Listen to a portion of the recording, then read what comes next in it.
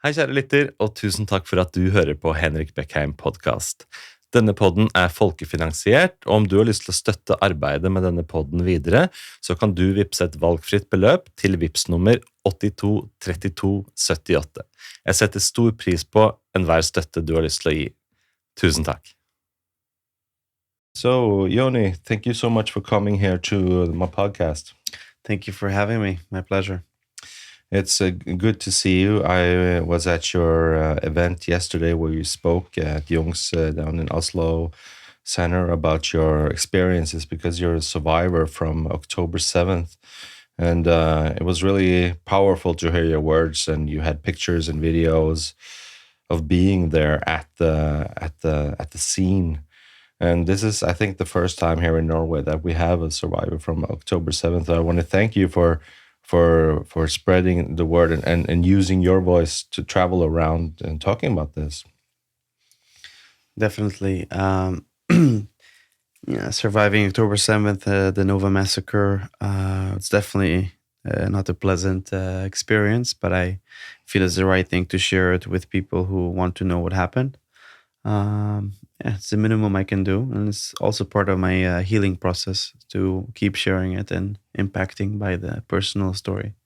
Yeah, and you've been around in the whole world. You've been to the United States and all over Europe, and yes, you were in Stockholm just the other day, and yes, all everywhere. Isn't it also exhausting to travel like this? It's super exhausting. It started with like a bit of TV channels in the beginning.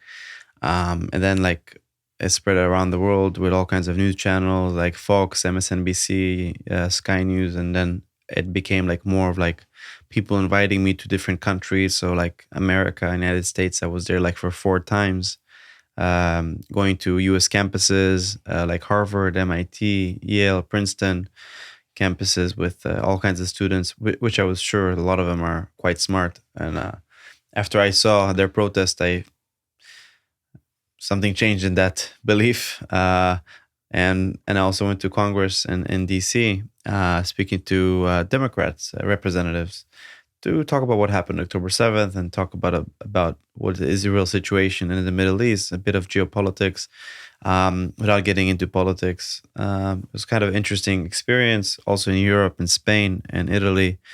My mom is Italian and my dad is American, so I could actually change my versions in different languages. So I'm lucky also to be alive, but also to really share that story in different languages. And now I'm in Norway, Sweden. I mean, this is, it was always on my bucket list to come to these countries. Certainly not in these circumstances, but thank you for having me. It's so important, the work that you do. And I was thinking, I want my audience and the Norwegians to get to know you a little bit, and let's rewind back in your life, like before October 7th, before all this happened. Who were you? Let's say, like, what were you doing? What was your life about? Your family? What were you working with? What was like a typical, ordinary day in your life? In terms of, I'm 29. I'm studied. My bachelor's was on. I studied government, like political science, together with sustainability, focusing on green energy, and then I did my master's in communications. At that time, on October, let's say, call it October 6th, I was between jobs in tech, doing like business development as like a day job. So I was between jobs. What I do as an independent, I'm a mental mindset coach. Help people achieve their goals, understanding what they want in their life, and that's what I do virtually right now around the world, and basically, seek meaning in that. So that's what I did before October 7th, and as well, in addition to my like daily professions, I have a really lovely hobby which I like and I still like, which is photography, but focusing on drones. I really like drones. And that's what I came to the festival to do, to fly my drone as a volunteer, to help the production have some filming footage. And then whatever happened. I came also as a guest to enjoy the party, but also to volunteer because I could get a free ticket if I volunteer. Yeah. So I wanted to save a few monies. But at the end, uh, ended saving myself on that day. So yeah, so that's more or less me. I have like two brothers, twin brothers, one sister. Um, Both of them are like in the army, protecting my country. They're 21, beautiful kids. And my sister Danielle, she's 2 years younger than me. She's autistic. She cannot speak. She's like the one of I like. She's like the light of the family, light of the world. And I am really grateful for my family. And I guess they're my biggest pride. Where did you grow up, and what city did you live in? I grew up in a small city called Ra'anana, which is 20 minutes away from Tel Aviv, up north. It's in the outskirts of Tel Aviv. It's a very unique city in its way because it's very multicultural. There's many people like Jewish people from Europe, from America, from South Africa, from even places in Asia. So a lot of people like to go to Ra'anana because it's like a melting pot for many, many communities, different places, and a lot of acceptance of all like cultures, religions also. There's also Christians live in Ra'anana, also Jews, some Muslims. It's a combination of everything. So I grew up in this multicultural place, and now I live in Tel Aviv for recent years. But growing up with all these different cultures, did that always work out well, or was it difficult sometimes between Muslims and Christians or Jews, or was everybody having a good time? Yeah, together? we live pretty peacefully together. Yeah. I have Arab friends. I consider myself quite liberal. Yeah. I went to this peace festival, to enjoy with my friends. Yeah. Whoever survived. And yeah, this is really we all live pretty peacefully, in Israel. There's no really, it's not like there's a war every week, that's what the press really like to show. There's a war, but I guess once you come to Israel, you see it for yourself. Even nowadays, you can see things are pretty peaceful. Hopefully people will see it in their own eyes.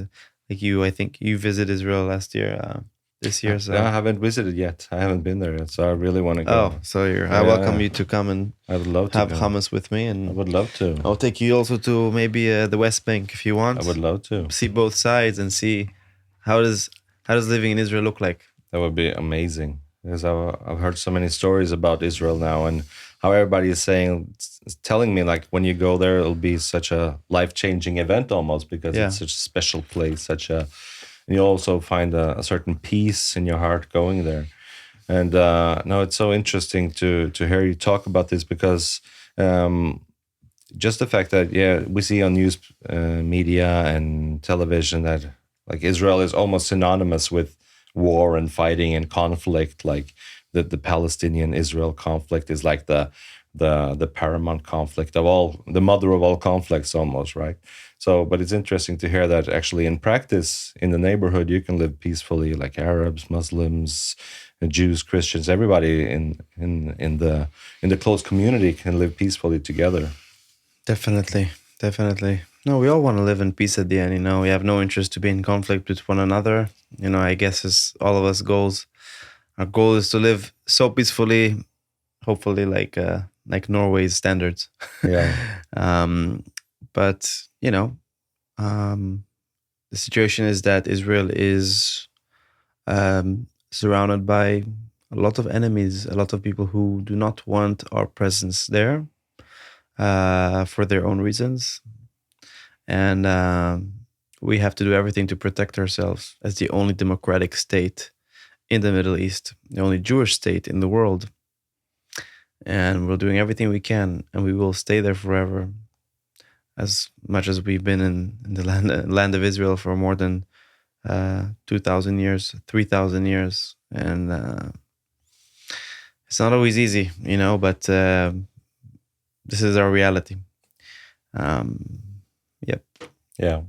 And also, I've heard also that, like for Muslims, actually Israel is the best place to live as a Muslim, because you're free to have any religion that you want. It's a freedom of religion place. You can be LGBTQ+, you can be gay. Like all of these things are almost impossible to be in other Arab nations surrounding Israel. Exactly. Yeah. If you would be you know, gay person, I don't know, in Gaza, or a gay person in Iran, I'm not really sure they will really welcome you liberally and let you have your own way of dressing and thinking. So Israel really does accept it. I mean, Tel Aviv is considered one of the most liberal, or the most liberal city in the world in terms of accepting gay people. Like the Pride parade every year is one of the biggest events in Tel Aviv.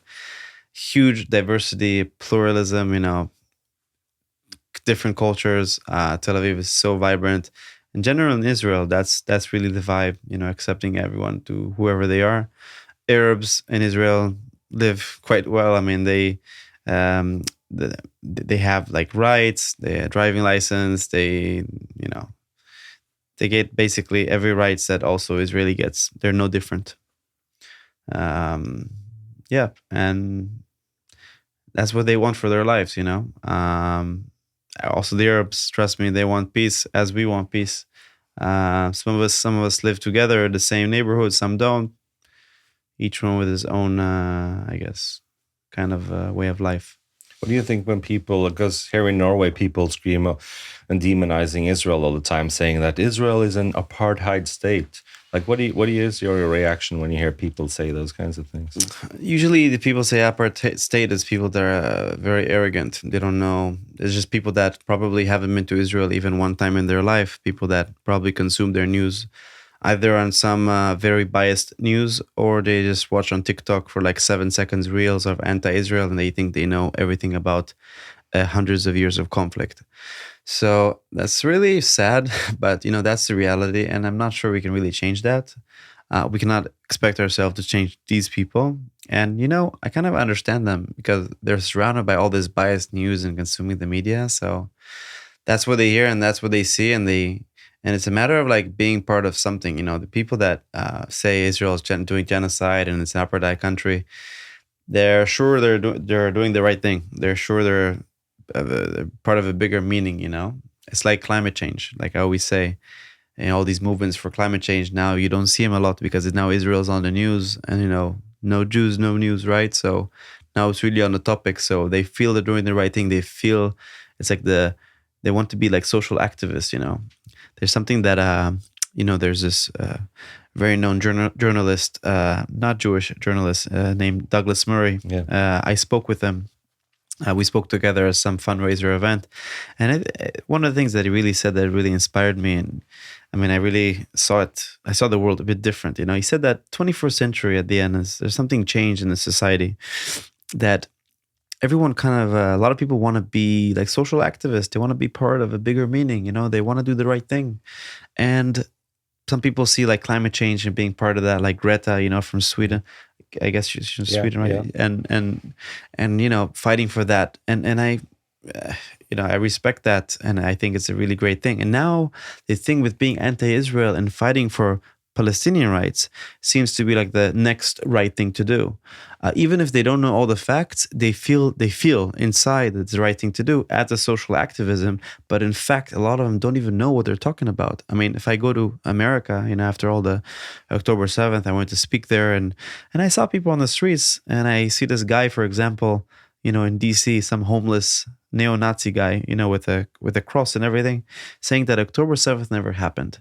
As someone who's been there, I tell myself, like, how is this possible? I mean, you could just Google it and see it happen. I mean, this is all obvious. It's like saying the Holocaust didn't happen. It's like saying that the terrorist attack in 2011 in Oslo didn't happen. You know, it burns inside.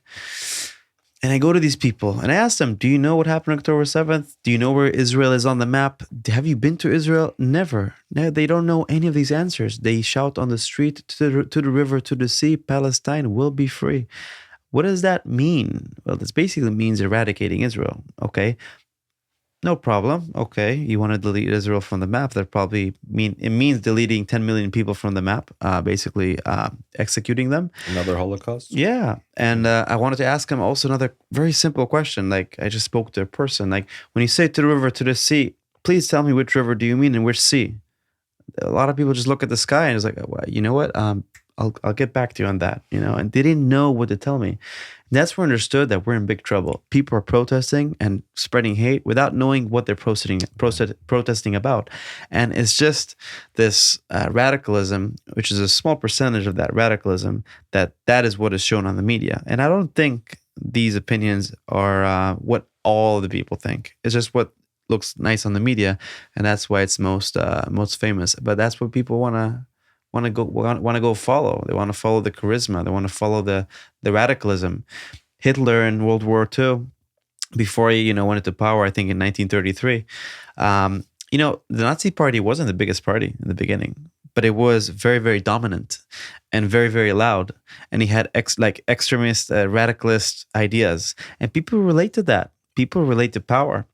And eventually he became the strongest party. And then he took over, Germany and, continued all the Reich, the Third Reich. And look what happened with the world, the Holocaust and everything. So that's the same thing with here. If you don't stop all this hate, all these things are going to become political and political parties. And it's going to create a different generation, which is already happening now. So it's a TikTok generation. It's a different generation. We got to know how to really stop it. I'm not sure there's really one recipe. We all have really, I think, a position, a role in this world. The minimum I can do is keep sharing my October 7th story in the world, telling what happened, and bridge it to more positive things. If you want to talk about peace, let's talk about peace. How do we talk about peace? First, let's have a discussion. Learn how to have a respectful discussion without getting into politics. Who was here first? Because that's not that's not the thing. So I think talking about diplomacy and all that, Palestinians are not Palestinians, it's not about the facts. I can give all the facts in the world, how much Israel gives aids to Palestinians or how much Israel helps and tries to do a ceasefire. But Hamas doesn't want to do a ceasefire because they have an interest to continue, so they get more donations and more money and more time to continue their terrorism. So I can talk about these facts, and when I talk to protesters, radical protesters, they don't want to listen to these things. Why? Because they know it's true. It's an emotional game. You got to touch the emotion. You cannot talk about facts all the time. You got to mix it with emotions and talk with one another. Try to understand the other person. And you know what? The thing that really surprised me, I'm a pretty liberal person, and whatever happened to me on October 7th, okay, I went through this trauma and I got friends that have been killed and been kidnapped. I still don't have this hate in me towards the other side. I really want to have this compassion in me and I really want to understand what are in their thoughts.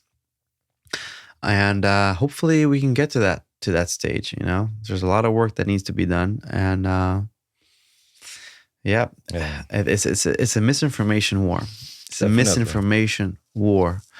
The World Economic Forum in 2024, I don't know if you saw that presentation yesterday. No, I haven't seen it. So at the end of the presentation, when I finish, I like to talk about all kinds of matters that relate to my personal story. I talk about the misinformation battle around the world. Yeah.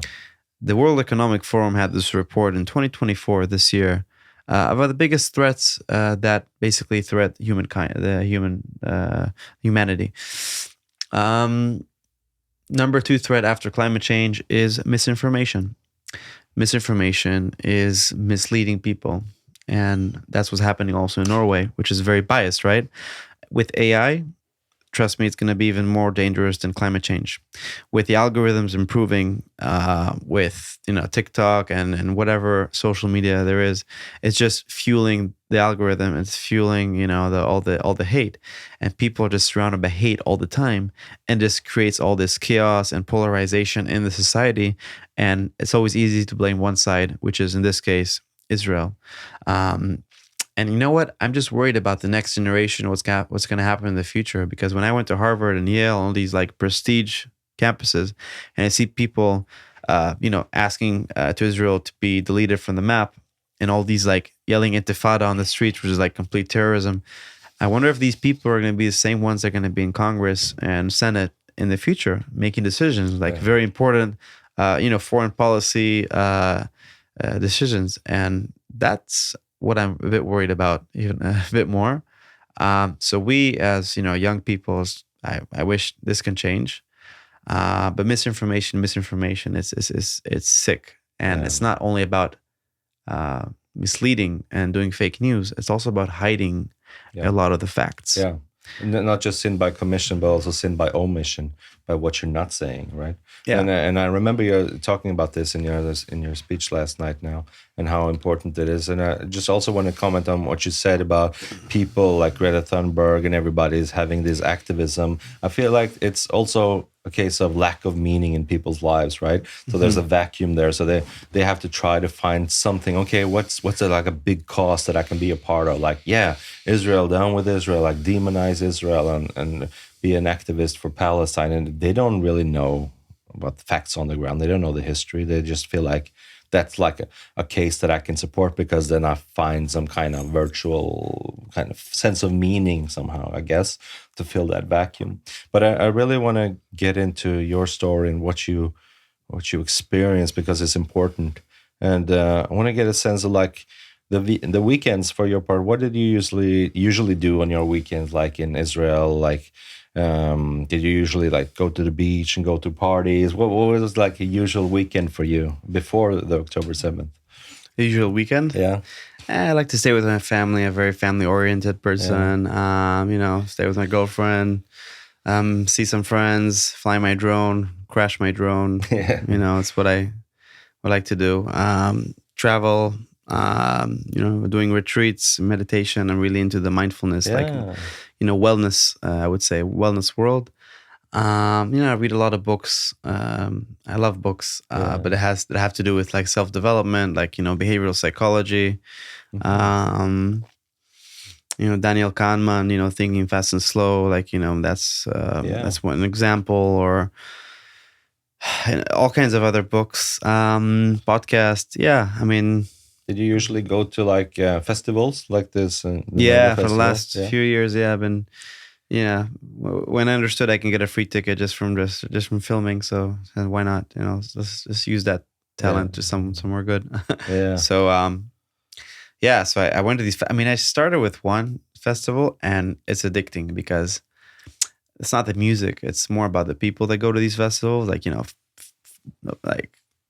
peace and love, no judgment, zero judgment, and just love you for who you are, very accepting. And when I say like to Americans, just to put them in perspective, I tell them, it's a combination of like, Coachella, Burning Man, Woodstock vibe, and then they understand. So it's really the psytrance culture, it's an electronic music culture, which is just free spirit, people, and it's addicting. So it was so nice. So that's why I went to the Nova party, which good friends of mine are producing it. And now they have this big exhibit around the world where they show, what happened at Nova Festival, and they come with like they have the exhibit that shows, the burned cars and how that all looked like, on that day, which is really, really inspiring. Can we zoom in on that day? Like, from let's go to the point where you're on your way headed towards the Nova Festival, I assume in a car, like you were driving there? Yeah, so I was at a Friday night dinner at Kiddush, with my parents, doing a Friday night traditional dinner. My parents were like, yeah, Yoni, come on, stop going to these festivals. There's really no meaning in those festivals. You gotta stop going to those. They didn't see any value. They kind of like, we had this really silly, sarcastic discussion. But I tell them, guys, I'm going. Thank you very much. I left around 3 a.m. together with a good friend of mine, Nadav. He was driving. We arrived around 4:30. We sit with my friends. We meet him. We're like 20 of us. I knew most of them. We're sitting like in a circle with tents and lights, and the party was like in the middle of a forest, in the middle of a desert, not too far from Gaza. And so I sent my friend like this location where I am, telling him, wow, man, this is crazy. I'm like really next to Gaza, and we're like in this peace festival, like check this out. And he's like, wow, man, that's kind of scary, but enjoy. So we just continued sitting there, pre-gaming, doing what we do in a party. And so between like 4:30 to 6, we're just sitting and introducing each other. There were 3,000 people coming to this festival from all around Israel and all around the world. There are dozens of nations that came to this festival, people from Italy, from France, from America, all different kinds of places around the world, different cultures. Because again, like they like to say, psytrance, electronic music, at the end, it's one language that everyone understands. That's what really unites everyone. So everyone was there, and we were just having a good time. At 6 a.m., we go to the dance floor. And we start dancing and dancing and dancing. After 29 minutes, we see missiles. Now, usually, like we were going to the dance floor because the sunrise was coming, the sun was coming up. And sunrise usually, that's like the prime time. That's like the highlight. So we were dancing, and when the sun came up from the east, the missiles came from the west, from Gaza. And I see this whole thing happening, and the music went on, like kept going for like the next few minutes, and people were like not really understanding the situation. There are rockets coming from Gaza, and we're like in a trance festival, and rockets are coming, landing on the sides, and people are still like, okay. The police took the mic, told everyone to put their head down and take your stuff and leave. It's not safe to be here. It was an open area. So my friend and I, Nadav, I was pretty chilled about it. My friend too, but basically, he woke me up and telling me, Yoni, like, we gotta move. We can't stay here for longer. I said, okay, yalla, let's go. So we go to the camping site, helping our friends pack up the lights, the tents, the chairs. We help each other. Everyone split, went different places. Okay, you go here, you go here, you go there. We go to the car and we start driving outside. So it was us and another 3,000 people trying to get out of the festival, away from all the missiles. Now there's a lot of panic around, missiles everywhere. A lot of people were panicking. Some people were taking their time, and I also took like a video while I was at the parking lot, and I can send it over if you want please. later. Thank you. You can see people like sitting, relaxing. Yeah. By the way, there was a couple that was sitting really next to us in front of our car. Mm-hmm. They were just chilling. I think they were having a cigarette or something. We were talking for a bit, and these same people didn't know that an hour later they would be kidnapped by Hamas terrorists going to Gaza. Now, that girl and that boyfriend, that was Noah Gamani. Noah Gamani was saved miraculously by IDF troops back to Israel. Her boyfriend is still there in Gaza.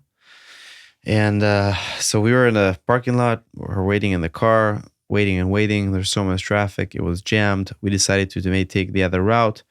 We start getting out. We found some hope. Suddenly, we see a group of people. That they looked super stressed, and they yelled and screamed, "Guys, do U-turn now. You must do U-turn. Like, don't look back. Just go." And we are, wait, well, what happened? Tell us, like, what is happening? And they were really we didn't have any answers. A few moments later, we see this car coming really, really slowly, and it was kind of odd because why would the car?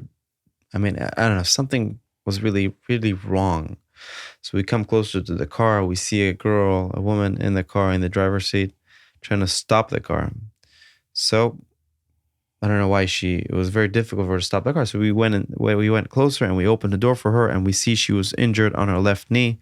She was shot by someone shot her. She was super injured. She was practically almost dying. So we block her wound. We help her get out. We ask her, how did this happen? Tell us. She couldn't even speak. So how she ran, and we understood this only after, and I'll explain it right now. Shani, her name is Shani Gabay. She ran away to Alumim junction, which is near Be'eri. She ran away together with her friends, one of the first ones to leave the festival. And they encountered terrorists, the Hamas terrorists, and they surrounded them, the Hamas terrorists. And at some point, Shani and her friends, they saw this public shelter, and they were hiding inside this shelter, this bunker. And these terrorists were throwing grenades inside the bunker and just shooting everywhere. And at some point, all Shani's friends died in the spot, in the shelter. Shani managed to escape, but super wounded with pieces of metal in her, and she was shot on her leg. like a brave woman. She got out, went her back to her car, drove back to where the festival was, and that's where we met her and we saw her. This is something I understood from her family, like when we put all the puzzles together. So he helped Shani and everything. The ambulance was on its way. My friend was taking water from the car. From his car, coming back. By the time he came back, we heard gunfire. We heard heavy artillery gunfire coming from the other side. Okay, now it's a different scenario. So you see a girl dying in front of your eyes, and you see missiles behind you coming from Gaza to Israel, and you hear gunfire on the third side. So what do we do? Now, the gunfire sounded really didn't sound like a friendly gunfire. I did the military service for 3 years, and if there's something I guess I learned is what is a friendly gunfire or an IDF gunfire. And not a friendly gunfire. IDF does not use AK-47s. That's kind of a weapon, for what I know, that Russians. It's a Russian weapon that terror groups use it, like ISIS, Al Qaeda, Hamas, and jihadist groups. And I had a feeling that might be them. I didn't want to believe it, but I for surely knew that's not IDF. So we went to the open fields. We didn't think too much. We just took our time, tried to understand what's happening. Shani was there. The ambulance was on its way. There's a lot of people next to her. We said, okay, let's just wait and understand what's happening, what's going on. We were in the open fields, and suddenly you see a group of people, like from the festival, running for their lives in the middle of the open fields in the desert, and understand what's happening. Behind these people, I try to understand, what are they running from? So I try to look up there, and you see big trucks, like white trucks, and civilians with weapons, Hamas terrorists, civilian with weapons, just on the trucks and just shooting everyone with like in a duck range, with the machine guns, big machine guns, pa pa pa pa. I saw that scene for maybe 2-3 seconds maximum. It wasn't People really. are falling all over. People falling, popping, people running. It's a very, very ugly scene that I've seen just for a really, really short time. And you can't be too curious about these moments because, you want to kind of also wait for 1 second, take care of yourself. Did you feel instinctual at that time, like you weren't being able to think? No thinking. Just no thinking. Doing. Don't think too much. Just act fast. We saw this valley, this river with no water, full of the bushes and trees. We just dive in, okay, and we put our head down. We wait for things to pass and get a bit quiet. At some point, bullets were flying on top of our head, very close to my ears, whistling next to my ears. My friend Nadav was, taking cover as well, together with me. He was calling his sister, telling everything's going to be fine. And I just also wait for things to cool down. And I didn't tell my parents, not anyone, where I was, because I didn't want them to be worried of me. And I told my brother to tell my mom that if she asks where I am, I'm up north. And that's what we did.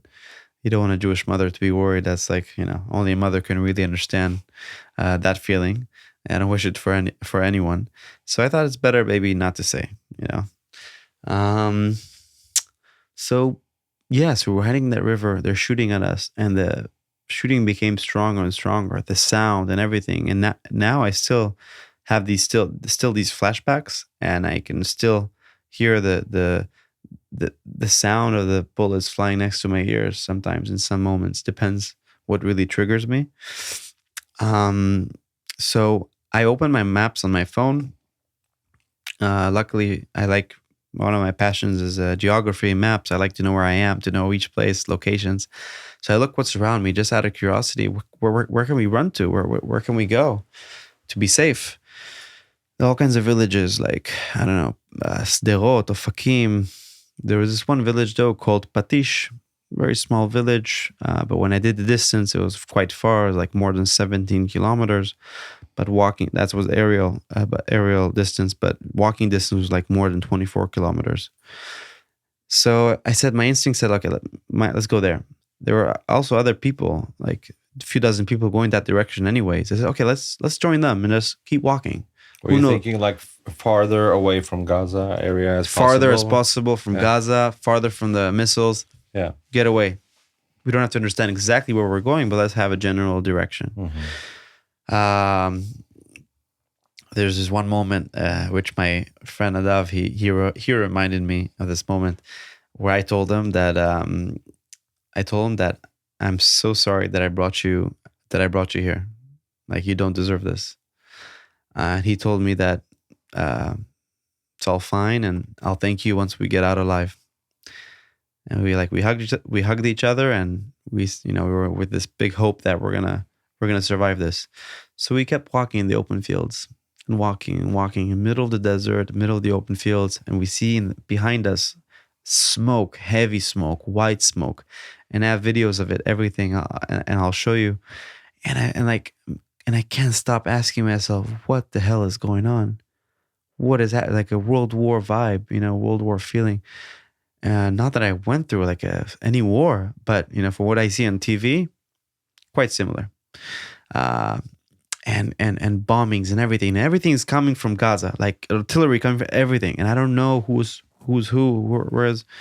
So we keep walking and walking together, all these people, and we can't stop asking ourselves, where are our friends? What is happening? Why would someone attack us? We were just in a peace festival, trying to dance and celebrate peace and love, and all of a sudden this is happening. Like, what did we do? What happened? So we start walking, and we kept walking, just no answers, but just so many questions, and that kind of like saved us inside, because if we really knew what is going on, I don't know what I would do. Maybe I would try to be some big hero and go save people and take them on my shoulders. I don't know what would happen. I mean, I could do that, and I'm thankful that I didn't do it. I don't know what would be my destination. By the way, on that river that I was, and when we were hiding, they were shooting at us. People next to me were just like, I just told everyone to put their head down. Now, there is something that it's not really taboo, but a lot of people don't talk about it. As someone who went there, I can say that many people in these festivals, they take drugs, they drink, they take psychedelics. Each one enjoys with his own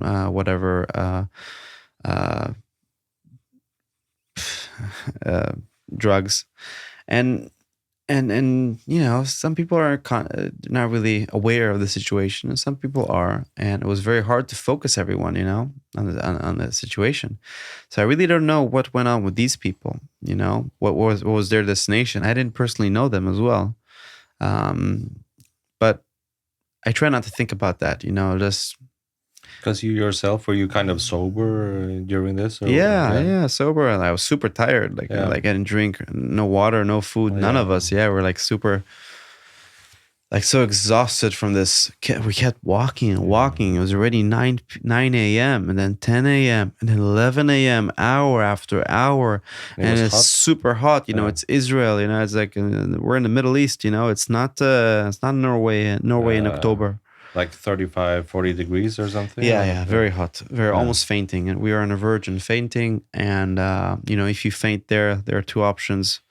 You either get shot in the head, you get attacked by some Hamas terrorists who found you, or you get kidnapped back to Gaza together with the other hundreds of hostages they kidnapped. Were you already at that point starting to think that this is probably Hamas doing this? Definitely. You were. Definitely. At the half of the walk, I understood, okay, this is... But, there were some grapefruits on the way, all the fruits were like rotten. Like, my friend was very like brave to like take one of the fruits and just hand it over to me, which was like not so tasty because I hate grapefruits. Yeah. Like one of the most, I hate that fruit, and there are not too many options to, either take it or die. Yeah. So we ate it, and we had a bit more energy to keep walking.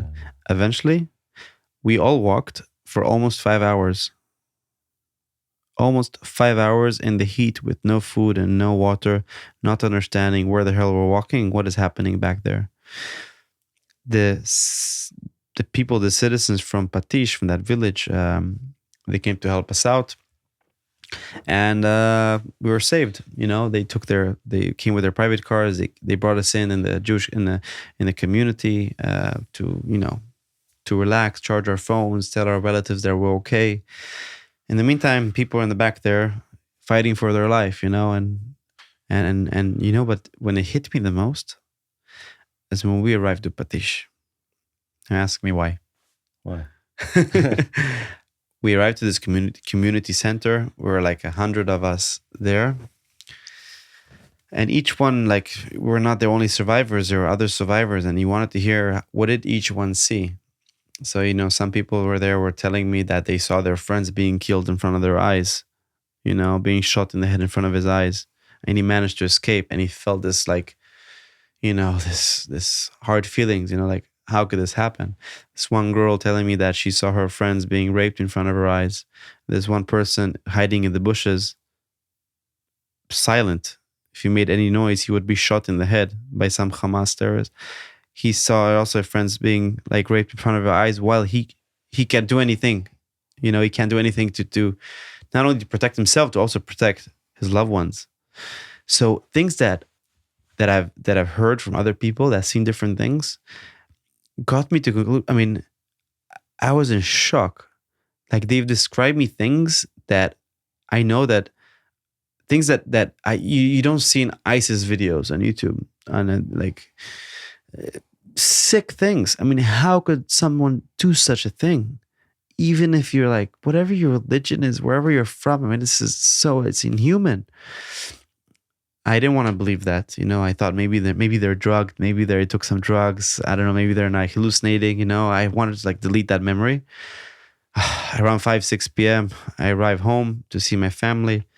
They took us with a bus to Beersheba and then straight to Tel Aviv, and we arrived safe. But again, like 3 of my good friends, they got murdered.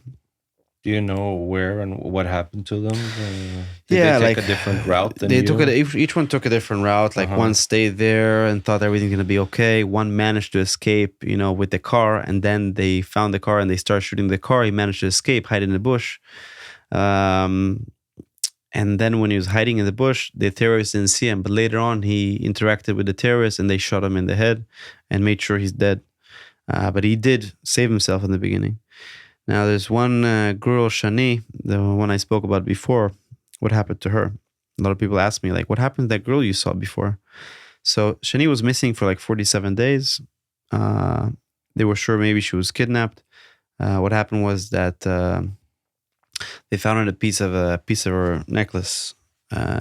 She had like a half moon necklace they found it in the Nova event, and they found her DNA of another person on her necklace. Now, that was a bit odd because that same person was already buried and killed the first week of the festival, since October 7th. So they opened the burial, that person. They opened a burial because she was already buried. And they see that Shani's DNA is in that burial as well, meaning they were burned together. They were buried together at the same time. And how is that possible? When they did all the forensics, DNA checking and everything, and they put all the puzzles together, Shani basically, the way everything continued since the last time we saw her, she was in the Nova site together with other people, just trying to save their lives and waiting for protection to come, IDF, police. They were hiding in this ambulance. It was her and another like 19 people. There were like 20 in total. The terrorists were slowly coming in closer and closer to the Nova site where all the rest of the people were hiding and waiting for help. So they were inside, and the terrorists were shooting everyone they saw in the head, and they saw all this ambulance and 20 people there. They threw a bunch of grenades until everyone dies. Eventually, one of the terrorists takes his RPG, shoots it right in front of the ambulance in the front. The ambulance was lit on fire, and all the people burned alive, except 2 people who managed miraculously to escape and to be alive. So 18 people died, including Shani, and that's what happened to her. So this is so traumatic because, Shani managed to escape in the beginning. We managed to take care of her. And then she thought she has a chance to live. And then they made sure she's dead. Crazy. I mean, so I feel kind of this responsibility to keep talking about her and all around the world where I am, because she's also a big part of my story, and she saved me and other many other people who I don't know where they are now, but I know for sure that I feel like, the minimum respect I can do is minimum respectful thing I can do is just give her that kind of stage, kind of honor. And because I would never know where my life would look like, or how it would look like if I didn't see her. I might have gone that direction she came from. I might have tried to be a big hero and try to take her with me, and then maybe I would be killed myself. I don't know. But it doesn't matter, The person deserves a lot of respect, and together with the other people who didn't have luck to be alive and tell their story. So I have to tell it for them. I'm so sorry for the loss of your friends, and my condolences too. It's terrible to hear. Obviously, no words can describe it. So it's, but I'm thinking, like, when you're walking with this group through the desert, you remember how many people you were, like this group walking together, to the big group. Yeah, we're like total, like a bit more than 100 of us. 100, yeah. But different places, different parts. Yeah, like we were all kind of like a lost tribe, Yeah. Yeah. Did anyone have like cell phone coverage or something? Did you try to like call military or police, or was it what was it like walking there when you were trying to get out?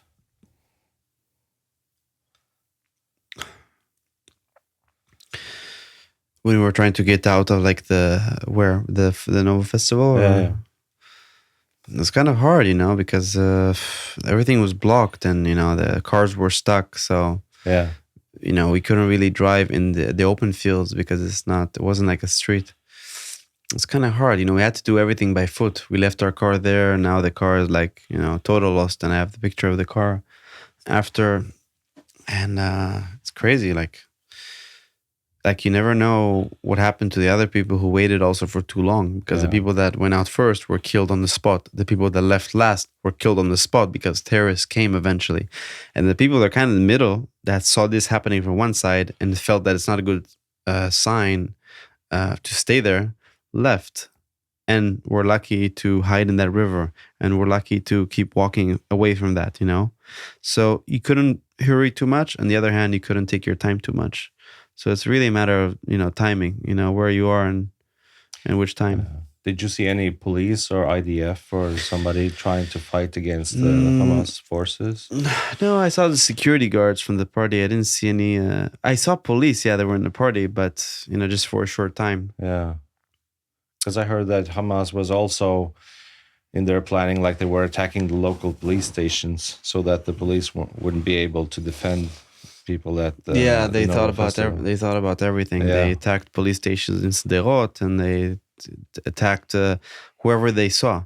They came with heavy artillery, with heavy machine guns and weapons. They planned this attack for more than a year, and they caught us by surprise. And I guess, unfortunately, they were lucky that this peace festival was on their way to other places. By the way, they had a plan to conquer and go into other cities. So I guess in some way they're kind of lucky because they got it to their hands. Some innocent people just want to dance in a peace party, in a peace festival, and who didn't do anything to anyone.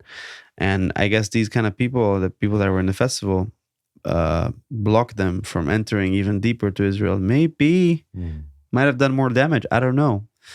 But at the end, you never know where everything would have gone through. Your background in the IDF, serving there for, I guess, 3 years or so. Yes. Do you think that helped you a little bit during all of this? Like, did some kind of training or some kind of way of thinking? I think so. Yeah, kind of my instinct, I guess. My instinct and my intuition.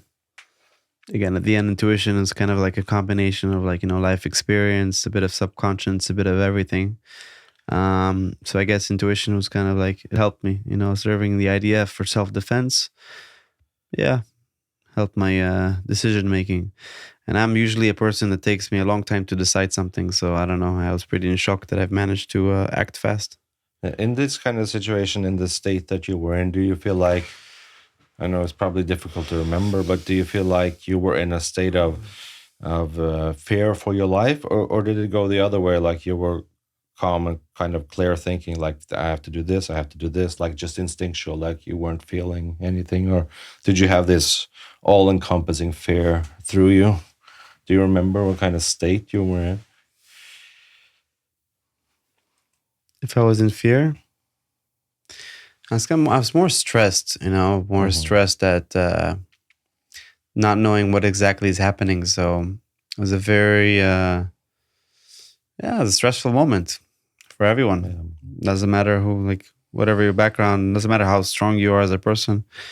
Yeah, when you feel your life is about to finish at that time, and these seconds, then you get, it's like a trauma you're always processing. And telling in the story, it's kind of my healing process as well, and doing all the impact I did after really, really helped me go through the stage. And I assume like it's meaningful for you to meet other people who were there at the Nova Festival as well. Do you have some kind of bond and special connection to the other people who were there in the aftermath of this? In the beginning of after October 7th, they had some community meetings with all like the Nova survivors. It's kind of helpful to have people that survived what you survived. Each one again has a different story, different point of view, but the fact that we all have this in common helps you, cure faster, and you feel someone understands you. So yeah, I guess pretty soon, hopefully, my friends and I who were with me in the Nova, most of them were planning to go to somewhere new, Hmm. to like a new festival. Hopefully, it's not going to be attacked by some terrorists, but I'm sure it's going to be much more fun, Yeah. and we're going to continue to dance and enjoy Have, our time. have you had? I think it's probably difficult, but have you had? What's your feeling towards IDF and Israeli government after that? Is there many people who are like disappointed in IDF not being able to defend the Israeli borders against this, or what's the kind of feeling that people have towards that? Yeah, I think people are, some people are a bit fed up. Some people are like not really trusty. I think personally, I still think IDF is the strongest military in the world, if not one of the strongest and uh, most moral militaries in the world, who gives tons of aid to Palestinians, tons of aid to whoever needs it, And there's Arabs in the army in IDF as well. So if people say there's apartheid, I'm not sure how does that fit really their that line. There are Arabs, Druze, Bedouins who serve in the IDF, and they try to save us. You know, um, like they did in 1973 in Kippur War, they surprised us, and they managed to do it successfully, and they got what they wanted. But I'm sure it's not going to happen again. Surely many people are disappointed, but I think we should be more busy on curing ourselves and being strong, because the enemy would like to see us weak. And you can blame the government every day, but it's not really going to help anything.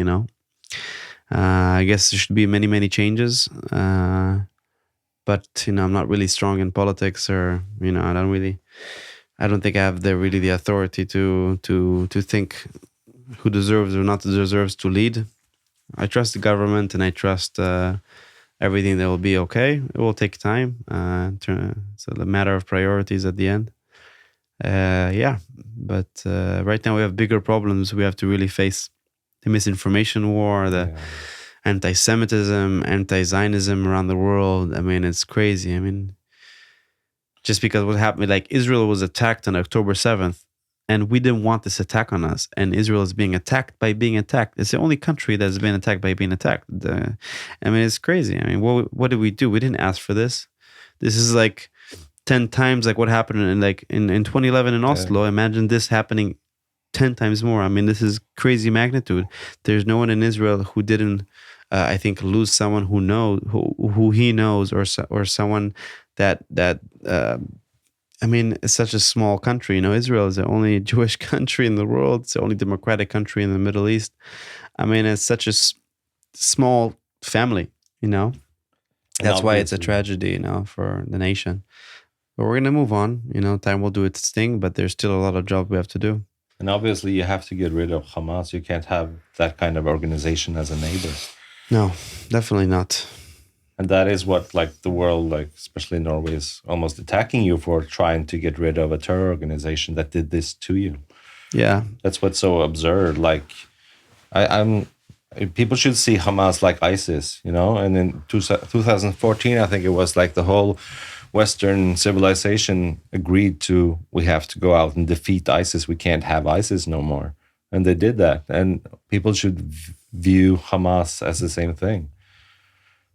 And because Definitely. what do you feel when people are saying, like here in Norway, like, Israel is committing genocide against the Palestinians? What's your feeling about that? Look, I don't know what genocide they're talking about. I mean, in fact, Palestinian population since 1948 has grown 10 times more until 2024. So how do you call that genocide? How do you call genocide when we give so much money and food and aid to Palestinians? Unfortunately, does media, how it's so biased against Israel, doesn't show these facts. Israel has given tons of food to Palestinians, to Gazans, and the media shows that Gazans are starving to death. They're only starving to death for the really, really specific reason that Hamas are taking the food from them and taking all the money to their pockets. And Gazans pay the price because Hamas is ruling, since 2005. When Hamas took power, they've been really, really busy, not on improving the Palestinians, the Gazans' quality of life. They were busy on building more tunnels, for terror, putting more money in weapons, and of course, getting rich on behalf of the Palestinians. You can see that the leaders of Hamas, like Ismail Haniyeh, hopefully now he's in hell and burning there, like he died in Tehran not too long ago. Haniyeh was worth like more than $4 billion, I think. And then there is Khaled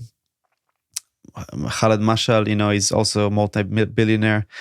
What do you think? They were billionaires, like a self-made billionaires? What, from like their real estate or startup professions? No. They were billionaires because they got tons of donations from different countries, including European countries like Norway and Sweden, and they've gathered all this money and wealth, putting it in their deep pockets, and now they live in lavish luxury hotels in Qatar and Turkey. And then everyone's surprised, like, how are the Brazilians so poor? How they have this way of quality of life? Imagine all this money that was not stolen by all the Hamas leaders. What good it could have done to the Palestinian population, making a much better future for them, improving the education, improving the welfare, improving the mental health, everything. But unfortunately, Hamas is a dictatorship terror group that just want to eradicate Israel, and that's basically their goal. They're originated from the Muslim Brothers, and that's just a global jihad they want to do. And that's the reality. So we cannot say Hamas are trying to promote any peaceful stuff. Hamas did things that are worse than what ISIS did, beheading babies, burning families alive while they're having morning breakfast. This is sick. Rape, they're putting everything on video, exactly like ISIS did. There's no difference. It's the same family. And we have to eliminate them, and who am I? Like, we have to eliminate it. But that's the fact. We all want to have peace at the end. We all want to live our lives, but I guess we can't pick our neighbors. It's like we can't pick our family. So we have to do everything we can also to eradicate Hamas. But most importantly, right now, it's bring back all the hostages, the innocent Israeli hostages and families from Gaza, from captivity. Once we do that, maybe then we can talk about ceasefire. As long as we don't do that, what's the point? We keep talking and talking. No one's doing anything. And what's so crazy also is that I heard, like, there wouldn't have to actually be a war after October 7th, because Israel proposed to the Palestinian leadership, like, if you lay down all your guns and surrender to Hamas, and if you give us back the hostages, we won't invade you. There will be no war. But Exactly. they didn't want that deal. They didn't accept that. But because also IDF is taking extreme precaution when trying to eradicate Hamas.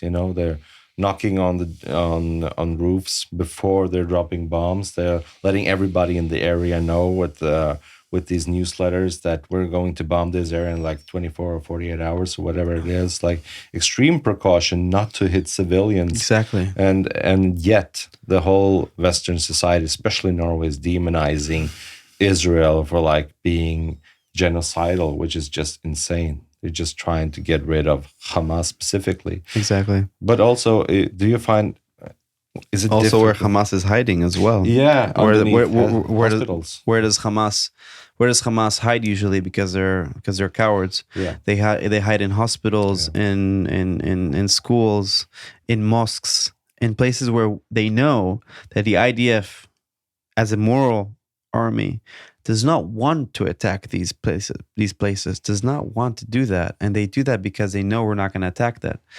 And even if we attack, we let them know, like you said, hours in advance with a bunch of like notes from an airplane saying like, guys, we're going to attack this because there's a terror organization right there. Please evacuate. And then they say we commit genocide. Show me one army that does that.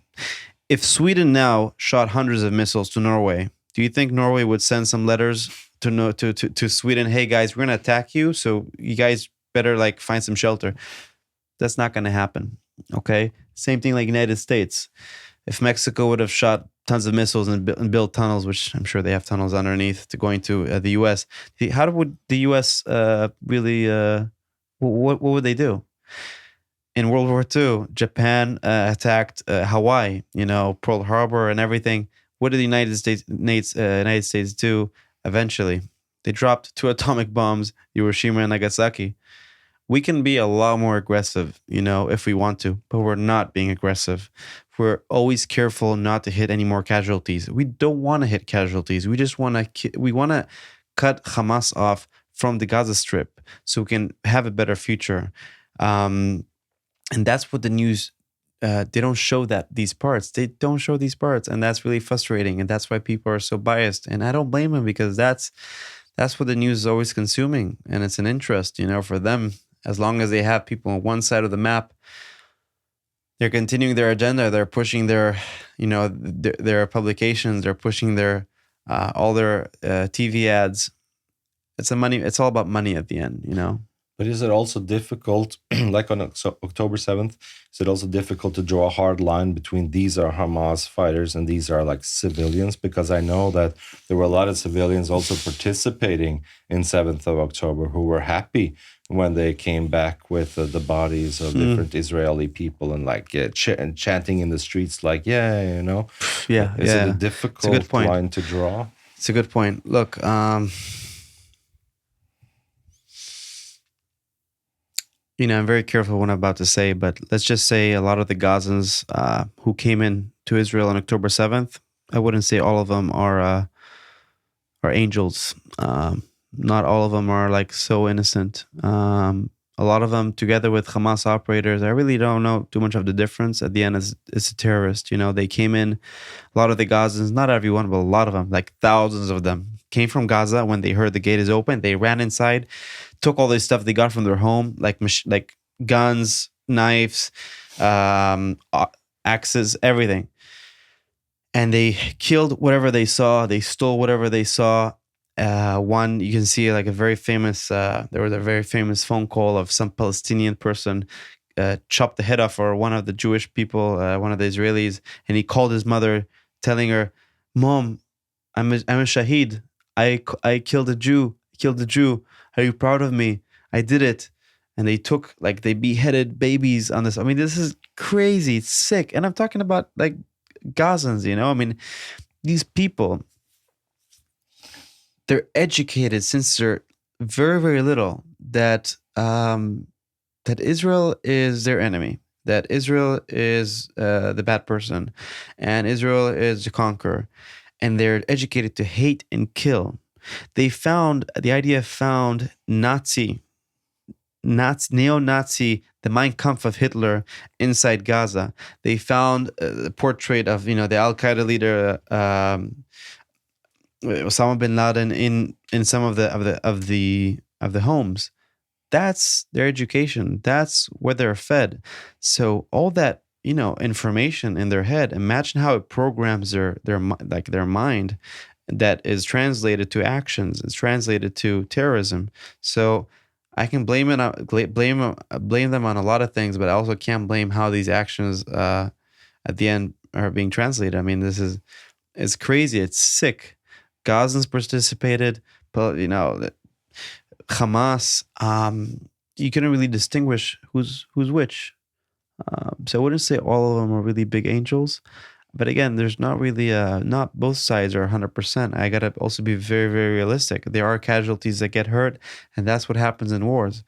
Israel, the IDF, has the lowest in urban warfare, the lowest ratio of casualties being dead per square meter. Okay, in urban warfare in history. Show me one army that does that. In Afghanistan and Iraq, United States, they've killed a lot of innocent people. No one really talks about that, There's a lot you can learn from the IDF, from Israel Army, the way their morality works, the way they work in warfare. And we're a very strong army, and fortunately we'll be able to rescue all the hostages as we did with many, but we have a long work ahead of us. And also, I just want to add that Israel also had the best ratio of when they're operating, how many civilians are dead versus how many actual soldiers or fighting parts of Hamas are dead. Like it's the best ratio. I think it's 1-to-1 or something. Yeah, like, that is that ratio I'm talking about. Yeah. Thank you for correcting me. That's exactly the ratio I was talking about. Which is like insane. Like in usual warfare, I think it's like 1-to-20 or 1-to-50 or something. Like one soldier killed for every 50 civilian killed. Oh yeah, I'm sure Assad in Syria didn't really focus on that ratio when he killed a lot of his people. Or Putin against the Ukrainians. Yes. But again, it's always easy to talk and blame Israel, right, for all the stuff they're doing. But there's so many things that Israel is doing for the Palestinians and for creating more peace in the Middle East. And as the only democratic country in the Middle East, and the only really Jewish state, I mean, we're the victim, not them. We're surrounded by all these like hateful, radical countries. We need to create more allies. Saudi Arabia, Emirates, being against all the proxies like Hamas, Hezbollah, Yemen, Iraq. Iran is the one actually fueling all this, and we all know that, but we just forget about it sometimes. That's the source of the funding, the source of everything. We have to really fight together as nations against that. Iran is going to get a nuclear weapon sooner or later. Imagine a country that supports terror having a nuclear weapon. We have North Korea already, and we know how North Korea looks like. We have Russia, we have China, and now Iran. I really don't know how the world's going to look like in the next few years. But let's try to focus on the optimism, I mean, that's what I try to do and convey in my lectures. Talk about my trauma, talk about how the world looks like right now, talks about Israel's really the big role of Israel in the Middle East fight against the Islamic Jihad. And what can we convey to the world? What should we do? I mean, life is short. Yeah. We really gotta enjoy and appreciate every minute. Yeah, definitely. And we're coming to a close here with the episode because you got to move on. Just one final thing, I guess, about you. What's your life looking like forward from this? Are you going to go back to studying? Are you gonna live in Israel? What's your life gonna be? Yeah, I see myself like living in Israel. I don't know if all my life, but I think it's the best place in the world, to live. In these circumstances, there's a lot of work that needs to be done, but let's just hope for things to end. Hopefully we can take down our enemies very, very fast, but it's an ongoing battle. It's not that it's gonna, this hate and everything, propaganda, it's not only in Israel, it's all around the world. And what I want people to understand, that that people think that it's just about Israel, but it's not just about Israel. It's about whoever's not radical Islam. In America and Europe, you see all the people, the radicals, doing all the free Hamas movements. They're not just burning Jewish Israeli flags; they're burning also American flags. They're burning European flags. They're burning whatever represents Western values. And we must understand that Israel is just on the way is stopping the real big Islamic jihad to enter Europe, I mean, it's already in Europe, but really continuing their dream to conquer everyone. And we're just on the way, Their real target is the same people that are in these protests, the same locals that are in the protests. They're the target at the end. And that's what we should know. We should know better. I really hope people just consume the media cautiously, more balanced, see both sides, and really just know better and show empathy to one another. Doesn't matter who you are, where you come from. October 7th is just an example of what can happen again and again. And hopefully we can stand together against this hate and be better to one another and honk less on the streets. Yeah. Thank you so much, Yoni, for coming here and sharing your story. And it's really powerful to listen to. And it's a privilege to be able to have you here physically in the studio in Norway and talking to us about this. So thank you so much. Thank you for having me. Am Israel Chai. Am Israel Chai forever. Thank you. And Shabbat Shalom. Shabbat Shalom. Yeah. Thanks, guys.